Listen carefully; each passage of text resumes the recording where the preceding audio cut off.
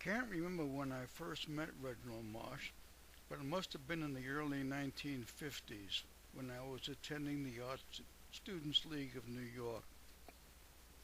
I was in his class for a short time.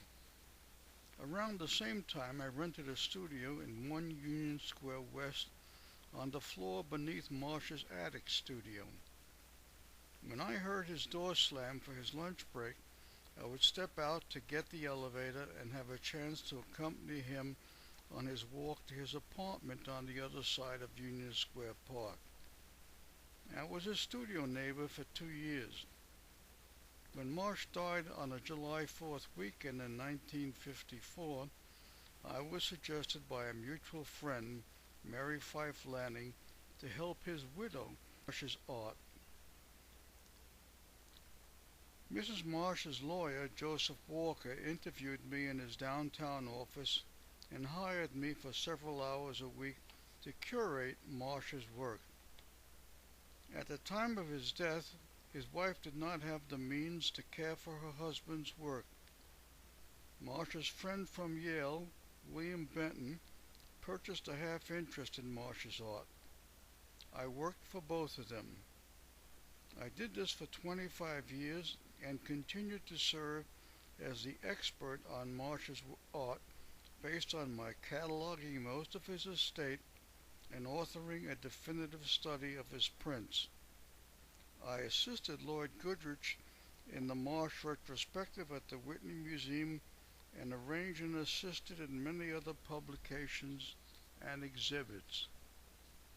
Since I had little formal higher education and no serious art history study, I was guided by Marsh's lifelong friend, Lloyd Goodrich, who was to become the director of the Whitney Museum of American Art. Marsh started out as an illustrator, which he also did when he attended Yale and created art for student publications. After graduation, he did illustrations for the Daily News and the New Yorker magazine, and he started doing watercolor studies of various New York City subjects. These were descriptive studies. In the 30s, he started to make paintings, first in oils, and then abandoned it for the more comfortable, suitable medium, egg tempera, which he used in a unique way. He did this for the rest of his life, continually experimenting with various combinations of paints, mediums, oils, and varnishes. He still made on-the-spot watercolor studies.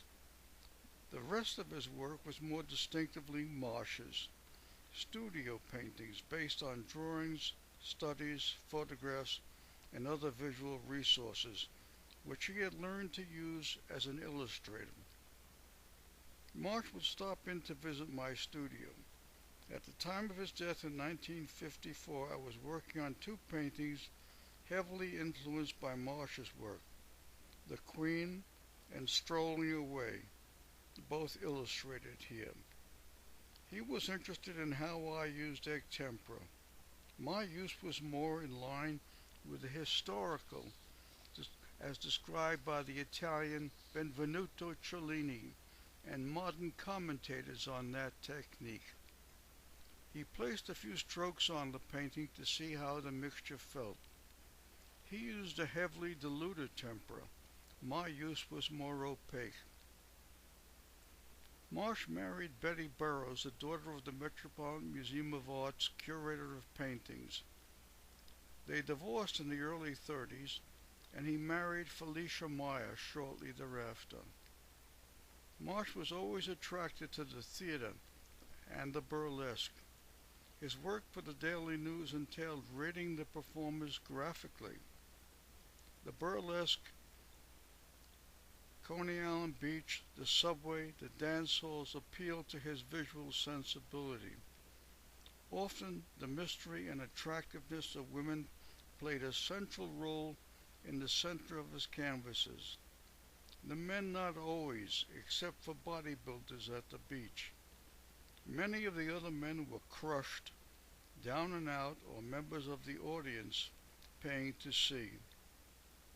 Marsh was a round-faced, short and stocky man. He died young at 56 and left no children.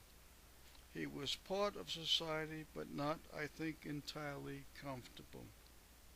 It was a great pleasure for me to be able to know him toward the end of his life and to be able to care for his work beyond that.